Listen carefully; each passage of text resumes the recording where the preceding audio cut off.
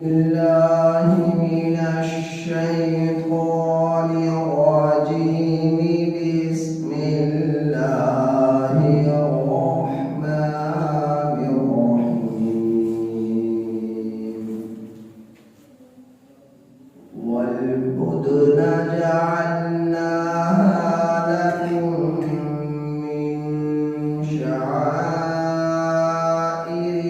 الله لكم فيها خير فاذكروا اسم الله عليها صواف فإذا وجبت جنوبها فكلوا منها وأطعموا القانع والمؤتر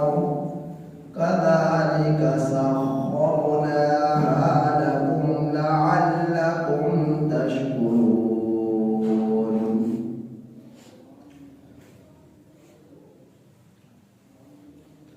یہ سورہ حج کی آیت نمبر 36 آپ حضرات کے سامنے تلاوت ہوئی. ان آیات کریمہ کا ترجمہ یہ ہے: والبدن، اور بڑا موٹا جانور، جعلناہا لکم، جسے ہم نے بنایا تمہارے لیے، من شعائر اللہ، اللہ کی نشانیوں میں سے، لکم فیہا خیر، تمہارے لیے ان جانوروں میں خیر ہے. فاذکروا اسم اللہ، پس نام اللہ کا ذکر کرو. فاذکروا اسم اللہ، پس ذکر کرو تم اللہ کا نام، علیہا، ان جانوروں پر، صواف، جو 3 ٹانگوں پر ہے. فَإِذَا وَجَبَتْ جُنُوبُهَا، پھر جس وقت وہ اپنے پہلو پر گر جائے، فَكُلُوا مِنْهَا، پس کھاؤ تم اس میں سے، وَأَطْعِمُوا الْقَانِعَ، اور کھلاؤ تم قناعت کرنے والوں، وَالْمُعْتَرَ، اور بے قرار. ذَلِكَ سَخَّرْنَاهَا لَكُمْ، اسی طرح ہم نے ان جانوروں کو تمہارے لیے مسخر کیا. لَعَلَّكُمْ تَشْكُرُونَ، تاکہ تم شکر ادا کرو.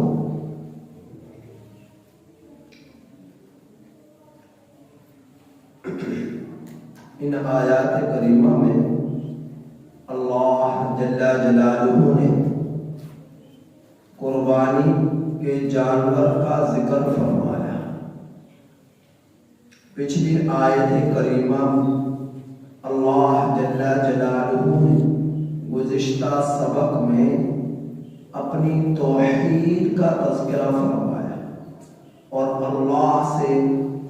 عاجزی اختیار کرنے والوں کی صفات کو بیان فرمایا، جس کا خلاصہ یہ تھا کہ عاجزی اختیار کرنے والے وہ لوگ ہیں کہ جب ان کے سامنے اللہ کا ذکر آئے، تذکرہ آئے،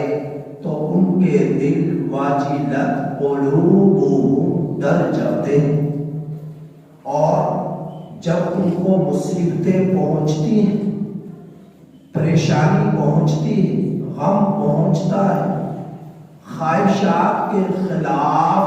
رب کو راضی کرنے کے لیے چلنا پڑتا ہے، تو وہ صبر کرتے ہیں، دل کو قابو میں رکھتے ہیں، کنٹرول رکھتے ہیں، نیکی کرنے کو دل نہ چاہے پھر بھی نیکی کر رہا کہ اللہ کا حکم ہے، ذکر کرنے کو دل نہ چاہے پھر بھی ذکر کر رہا کہ اللہ کو پسند ہے، اور غم، پریشانی، مصیبت، کسی کی وفات، کوئی حادثہ، کوئی بیماری پہنچتی ہے پھر بھی صبر ہے کہ اللہ کی طرف سے، اور گناہ کرنے کو دل چاہتا ہے، گناہ نہیں کرتا کہ اللہ نے منع کیا، تو یہ ہے نفس کو قابو میں رکھ، یہ ہے صبر۔ صبر کرنے والا یہ بھی عاجزی اختیار کرنے والوں میں سے۔ اور پھر فرمایا کہ نماز کو قائم کرتے ہیں، نماز کو اس کے وقت پر ادا کرتے ہیں، اور اللہ نے جو کچھ دیا اس میں سے خرچ کرتے ہیں، اللہ نے جو کچھ دیا اس میں سے خرچ کرتے ہیں۔ گزشتہ سبق کا یہ تھا خلاصہ جو میرے رب نے قرآن کریم کی آیات کے ذریعے ہمیں میسج اور پیغام دیا، یہ گزشتہ سبق کا خلاصہ تھا۔ آج کے سبق میں بدنا، بڑے جانور قربانی کا ذکر ہو۔ بدنا، اس کے بارے میں امام شافعی رحمۃ اللہ علیہ فرماتے ہیں کہ بدنا سے مراد وہ جانور ہے جو بڑا ہو اور موٹا ہو، یعنی کہ اونٹ، اور جبکہ امام ابو حنیفہ رحمۃ اللہ علیہ اونٹ کے ساتھ ساتھ گائے، بھیڑ، بھینس وغیرہ کو بھی شامل فرماتے ہیں کہ وہ بھی بڑا اور موٹا نمایاں جانور ہوتا ہے تو وہ بھی بدنا میں شامل ہے۔ تو بہرحال بدنا کا لفظ اطلاق عام طور پر اونٹ پر ہوتا ہے، اور اونٹ کے لیے افضل ہے نحر، کہ اس کو نحر کرنا۔ آگے اس کی وضاحت ہوئی کہ جعلناہا لکم، کہ ان پر تم یہ اللہ کی نشانیوں میں سے ہے، یہ جانور بڑے اور موٹے نمایاں اللہ کی نشانیوں میں سے ہیں کہ تم انسان کے یہ جانور تابع ہو چکے، تم ان کو ذبح کرو یہ ذبح ہو جاتے ہیں، تمہارا چھوٹا سا بچہ ہزاروں جانوروں کے ریوڑ کے آگے ایک جانور کی نکیل پکڑ کر چلے تو سارے جانور اس کے پیچھے پیچھے چلنا شروع ہو جاتے ہیں۔ تو ان جانوروں کی گردنوں پر چھری چلاتے ہو، اتنے موٹے بڑے نمایاں جانور ہوتے ہیں طاقتور کہ تمہارے لیے ان کو ذبح کرنا آسان ہو جاتا ہے۔ تو یہ اللہ نے تمہارے تابع کر دیے، یہ رب کی نشانیوں میں سے ایک بہت بڑی نشانی ہے کہ سینکڑوں جانور تمہارا چھوٹا سا بچہ انہیں چلاکار میں چلا سکتا ہے، تم اسے اپنے ہاتھوں سے ذبح کر سکتے ہو، تم انہیں لٹا سکتے ہو، تم انہیں گرا سکتے ہو اور وہ گر جاتے ہیں۔ یہ اللہ رب العزت کی نشانیوں میں سے ہیں یہ جانور۔ لَكُمْ فِيهَا خَيْرٌ، تمہارے لیے اس میں خیر ہے۔ ان جانوروں میں بے شمار نفع کہ تم ان کے پر سواری کر سکتے تھے اور ان کے پیداوار کو بڑھا کر ان کی خرید و فروخت کر سکتے تھے، لیکن تم نے ان کے ساتھ ساتھ اللہ کے حکم کو ترجیح دی۔ جب قربانی کا موقع آیا تو تم نے ان جانوروں کو اللہ کے نام پر ذبح کی۔ اونٹ کو 5 سال کا ہوا تو تم نے اسے ذبح کیا، بیل، گائے، بھینس 2 سال کی ہوئی تو تم نے اللہ کے نام پر اس کو قربانی دے کر پیش کر دیا۔ بکرا بکری 1 سال کا ہوا تو تم نے اس پر چھری چلا کر اللہ کے حکم کو قربانی کے دنوں میں پورا کر دیا۔ اور بھیڑ، دمبا، اس پر تم نے چھری چلا کر 6 ماہ کا ہی تھا لیکن دکھنے میں سال کا محسوس ہوتا تھا، اللہ کا نام اس پر لے کر اس کو ذبح کر دیا، اس کی قربانی کر دی۔ اس میں تمہاری حالانکہ نہ کرتے تو اور زیادہ اس میں کسی قیمت دے جاتا، پیسے دے جاتا، لیکن تم نے اس کو اللہ کے حکم پر ذبح کر ڈالا۔ اس میں اللہ نے تمہارے لیے گویا کہ اخروی اعتبار سے بھی خیر رکھ دی اور دنیاوی اعتبار سے بھی خیر رکھ دی۔ ذبح کر کے بھی تم نفع نقصان میں نہیں کہ گھاٹے میں نہیں پڑے بلکہ نفع ہی نفع۔ دنیا کا نفع یہ کہ تم نے اس کا گوشت کھایا، اخروی نفع یہ کہ تمہارا اس جانور کا خون زمین پر گرنے سے پہلے اللہ کے ہاں قبول ہو گیا۔ اخروی فائدہ یہ کہ اس جانور کے بدن پر جتنے بال ہیں اس کی بقدر تمہیں نیکیاں مل گئی۔ اخروی فائدہ یہ کہ کل قیامت کے دن جو ہے پل صراط پر یہ جانور جتنے تم نے قربانی کے موقع پر ذبح کیے ہوں گے زندگی بھر میں تمہاری لیے سواریاں بن جائیں۔ یہ اللہ رب العزت نے آخرت کے تمہارے لیے فائدہ بیان فرمائے اور آخرت میں درجات بلند ہوں گے۔ اللہ تم سے راضی ہو گیا کہ تم نے اپنے مال کو اللہ کے راستے میں قربان کر دیا، اور دنیاوی فائدہ یہ کہ تم اس جانور کو جب تم نے ذبح کیا اس کا گوشت خود بھی کھا سکتے، اس کا گوشت رشتہ داروں کو کھلا سکتے، اس کا گوشت غریبوں فقیروں ضرورت مندوں کو کھلا سکتے ہو۔ حالانکہ پہلی امتوں میں ایسا نہیں تھا، پہلی امتوں میں قربانی کی شکل یہ تھی کہ جانور وغیرہ ذبح کرتے، کھلے میدان میں رکھ دیتے، آگ آسمان سے اترتی، اس کو جلا ڈالتی تو اللہ کا ہم قبول ہوتا، اور اگر وہ جانور آگ نہ جلاتی تو وہ اللہ کا ہم مردود ہو جاتا، کھانے کی اسے اجازت نہیں تھی۔ لیکن اللہ نے اس امت کے لیے جانور کا اجر جو رکھا اس کے ساتھ ساتھ اس کے دنیاوی فائدے بھی رکھ دیے کہ تم اس کو کھا بھی سکتے ہو، اسے کھلا بھی سکتے ہو، اسے کھا بھی سکتے ہو، کھلا بھی سکتے ہو، اور اس کے ساتھ ساتھ اس کے جو کھال وہ صدقہ کر سکتے ہو، اس پر بھی اجر، اس کے قلادہ، اس کے پائر جو آپ نے اس کے پاؤں میں ڈالی، وہ ہار جو اس کی گردن میں ڈالا، وہ اسے اللہ کے راستے میں تم صدقہ کرو، اس کا بھی اجر اور ثواب۔ اور قربانی کے گوشت کو جو ہے قصائی کو جو جانور بنانے والا ہے تو اجرت کے دینا تمہارے لیے جائز ہے، اجرت کے طور پر دینا گوشت یا کھال تمہارے لیے جائز نہیں، وہ سب کچھ اس جانور کے ساتھ جڑا ہے، وہ تم اللہ کے راستے میں تمہارے لیے صدقہ کرنا ضروری، اور گوشت جو ہے اللہ کے راستے میں تقسیم کرنا ضروری۔ یہی میرے نبی نے طریقہ بتایا کہ قربانی کے جانور کے گوشت کے 3 حصے کو، ایک اپنے لیے، ایک رشتہ داروں کے لیے، ایک ضرورت مندوں کے لیے۔ تو فرمایا کہ خیر ہی خیر، اخروی اعتبار سے بھی اور دنیاوی اعتبار سے بھی، فَاذْكُرُوا اسْمَ اللَّهِ عَلَيْهَا صَوَافَ، بس تم نام لو، ذکر کرو اللہ کے نام کا، علیہا اس جانور پر، صواف جو 3 ٹانگوں پر ہے۔ صواف 3 ٹانگ کیا مطلب؟ عام طور پر اونٹ کو 3 ٹانگوں پر کھڑا کر اور ایک ٹانگ کو باندھ کر اس کو نہر کیا جاتا ہے،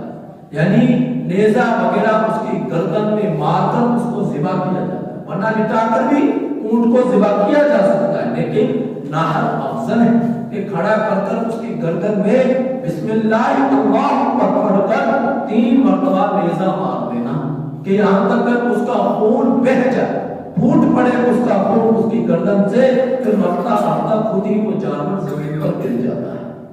اور باقی بیل، گائے، بھینس وغیرہ اس کو لٹا کر افضل ہے ذبح کرنا۔ تو ذبح اور نہر میں فرق کیا؟ نہر کہتے ہیں کہ اونٹ کو کھڑا کر اس کی گردن پر نیزہ مار کر اس کو ذبح کرنا، یہ ہوتا ہے نہر۔ تو اونٹ میں نہر افضل ہے، اور ذبح کا لفظ استعمال ہوتا ہے گائے، بھینس، بیل، بکرا، بکری، دمبا، بھیڑ، ان جانوروں کے لیے کہ ان کو لٹا کر ان کی گردن پر چھری پھیرنے کو ذبح کہتے ہیں۔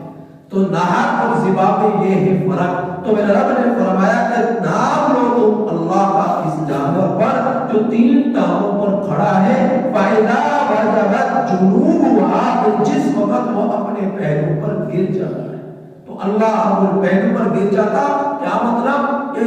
جب کھڑا ہے 3 ٹانگوں پر، اس میں اونٹ آ گیا، فَإِذَا وَجَبَتْ جُنُوبُهَا، جب گر جائے پہلو پر بل، تو تم نے گائے، بھینس، بیل کو، دمبا، بکرا، بکری کو تم نے لٹا دیا پہلو کے بل اور پھر اس کو ذبح کیا، تو اس پر اس وقت جب ذبح جس جانوروں میں ذبح ہے یعنی لٹا کر ان پر چھری چلانا، اس پر بھی اللہ کا نام لو، اور جو جانور کھڑا ہے 3 ٹانگوں پر اس پر بھی اللہ کا نام لے کر اس پر نہر کرو۔ اللہ نے دونوں ہی طرح کے جانوروں کے بارے میں تفصیل اس آیت کریمہ میں بیان فرمایا کہ لیٹ کر اونٹ کے علاوہ باقی جانوروں کو پہلو کے پر گرا کر پھر اس پر چھری پھیرو، اس کی رگوں کو کاٹ ڈالو، اور پھر فرمایا کہ جو نہر ہے اونٹ، اس کو کھڑے ہونے کے حالت میں، یعنی کہ طریقہ بھی بتلا دیا میرے رب نے کہ تم جب نہر کرو تو یوں کرو، ایک ٹانگ اس کی باندھ ڈالو اور تین ٹانگوں کو باندھنے کا عام طور پر طریقہ یہ ہوتا ہے اونٹ کا، یہ جو ران ہے اس کو اوپر کی پنڈلیاں ہیں ان کو اوپر ران کی طرف مروڑ دینا، گھوڑے کو اس کے جو گھوڑا ہے اس کا اونٹ کا اس کو موڑ دینا اور موڑ کر اس کو باندھ دینا، کس دینا رسے وغیرہ کے ذریعے۔ اب وہ تین ٹانگوں پر رہ گیا، ایک ٹانگ تو اس کی باندھ دی گئی مروڑ کر، اور پھر اس کو نہر کیا گیا، تو اونٹ کے اندر نہر افضل ہے اور باقی جانوروں میں ذبیحہ افضل ہے۔ تو فرمایا کہ جب اونٹ کو ذبح کرو تو وہ نہر کرو، اور سورہ کوثر میں اس کا تفصیل میرے رب نے بیان فرمائی، انا اعطیناک الکوثر فصلی لربک وانحر، کہ نماز فصلی لربک، اپنے رب کے لیے نماز ادا کر، وانحر، اور قربانی کا جانور یعنی نہر کر، اونٹ کو نہر کر۔ تو اونٹ جو ہے 7 افراد شامل ہو سکتے ہیں، گائے بھینس بیل وغیرہ میں 7 افراد شامل ہو سکتے ہیں، باقی چھوٹے جانور بکرا بکری بھیڑ دمبا ایک ہی شخص کی طرف سے اس کی قربانی کی جا سکتی ہے، ایک سے زیادہ کی طرف نہیں کی جا سکتی۔ اور پھر میں یہ بات پہلے بھی بتلا چکا، جن جانور میں 7 افراد شامل ہو سکتے ہیں، اگر اس میں 3 شامل ہونا چاہیں قربانی کی نیت سے تو 3 ہو جائے، اور باقی حصوں میں کوئی عقیقے کی کرنا چاہتا ہے تو عقیقے کی بھی کر سکتا ہے، عقیقے کچھ حصوں میں عقیقے کی نیت اور کچھ حصوں میں قربانی کی نیت، تو دونوں ہی طرح نیتیں درست ہو جائیں گی، اور جانور قربانی کا ذبح اللہ کے راستے میں اللہ کے فضل سے جتنی آپ کی نیت صاف ہوگی اتنا ہی اللہ کے ہاں وہ قبول ہوگا۔ تو صرف گوشت کھانا مقصد نہ ہو، گوشت تو تمہیں پھر بھی مل ہی جائے، اصل مقصد ہو اللہ کی رضا، اللہ کا حکم، اس کی پیروی، اللہ کی نبی کی اطاعت، اصل یہ چیز مقصد ہو کہ میرا رب کا حکم ہے اور اللہ مجھ سے خوش ہو جائے گا، میرے نبی کا یہ طریقہ ہے، میرے نبی نے زندگی میں ہر مرتبہ ہر سال قربانی کی ہے، اپنے ہاتھ سے جانوروں کو ذبح فرمایا ہے، لہٰذا میں بھی یہ نیک عمل کروں جس طرح میرے نبی نے کیا، میں بھی اس طرح اللہ کے حکم پر عمل کروں جس طرح میرے نبی نے فرمایا، تو اس لیے میں یہ جانور قربانی کا ذبح کر رہا ہوں، گوشت تو آپ کو پھر بھی مل ہی جائے، وہ تو پھر بھی آپ کو مل جائے گا، تو نیت کا درست ہونا ضروری، اور پھر یہ بڑا حساس کام ہوتا ہے جب بڑے جانور میں 7 افراد شامل ہوتے ہیں کہ سب سے پہلے وہ 7 افراد کی نیت کو درست کروائیں، خدا نہ خواستہ ایک شخص کی بھی نیت درست نہ ہوئی اور باقی شخصوں کی نیت درست ہوئی تو کسی کی بھی قربانی نہیں ہوگی۔ اگر ایک شخص کی بھی نیت کے اندر فتور آ گیا، دخلاوا آ گیا، ریاکاری آ گئی، یا اللہ کا تقرب سے ہٹ کر کوئی ذاتی غرض آ گئی، تو نیت میں جیسے پھوٹ پڑی، نیت جیسے خراب ہوئی تو باقی لوگوں کی قربانی بھی ضائع ہو جائے۔ تو نیت کا درست ہونا قربانی کے جانور میں انتہائی ضروری، اس لیے جو 7 افراد شامل ہوں انہیں ہدایات جاری کر دی جائے کہ بھائی سب سے پہلے نیت درست کرو، اور پھر اس میں اور بھی حساس کام یہ ہو جاتا ہے، اگر 7 حصوں میں ایک حصہ بھی کم ہو گیا، ایک حصہ بھی زیادہ بڑھ گیا یا کم ہو گیا تو کسی کی بھی قربانی ٹھیک نہیں ہو، برابر توڑ کر، اندازے سے نہیں، توڑ کر برابر سارا گوشت آپ نے وہ تقسیم کرنا، اگر اتراؤ چڑھاؤ ہو گیا، کمی پیشی ہو گئی، پھر بھی کسی کی قربانی جائز نہیں ہوگی۔ اس لیے جتنے ہم شوق سے 7 افراد آسانی کے لیے گنجائش نہیں ہے، جانور کا زیادہ اپنے پیسے اتنے نہیں ہے کہ ایک جانور پورا خرید سکے، تو حصوں میں شامل ہو جاتے ہیں، تو حصے میں شامل ہو تو ان جو ہے حساس چیزوں کا خیال رکھا کرے۔ بہرحال میرے رب نے فرمایا کذالک سخرناھا لکم، اسی طرح ہم نے اس کو تمہارے لیے تابع کر دیا، ان جانوروں کو دیکھتے ہی کتنا بڑا اونٹ ہے تمہارے تابع کر دیا، کتنے بڑا بیل ہے، بھینس ہے، 50 من کے جانور اللہ کے راستے میں ذبح کیے جاتے ہیں، 20 من، 10 من، کتنے بڑے بڑے جانور ہیں، کتنے موٹے جانور ہیں، بڑے نمایاں انسان کے قدوں سے بھی اونچے اونچے جانور اور وہ آپ آسانی کے ساتھ ذبح کر لیتے ہو. میرا رب فرمایا کذالک سخرناھا لکم، ہم ہیں وہ جو تمہارے ان کو تابع کرنے والے. بس تو اے انسان میرے تابع ہو جا، باقی سارے مخلوق کو تمہارے تابع کر دیا، تو اے انسان میرے تابع ہو جا. جیسا میں چاہوں ایسا تو کر، جیسا میں چاہوں ایسا تو بول، جیسا میں چاہوں ویسا تو دے، جس طرح میں چاہوں ویسا تو سن، جس طرح میں چاہوں ویسا تو کھا. تو اپنی مرضی نہ چلا، تو وہ کر جو میری مرضی، تو وہ نہ کر جو تیری مرضی. تیری مرضی تجھے تو میں نے بادشاہ بنا دیا کہ تیرے تابع جانور کر دیے اتنے بڑے بڑے، تیرے تابع ان سواریوں کو کر دیا، تیرے تابع ان گاڑیوں کو کر دیا، تیرے تابع ان جہازوں کو کر دیا، تیرے تابع ریل گاڑیوں کو کر دیا، تیرے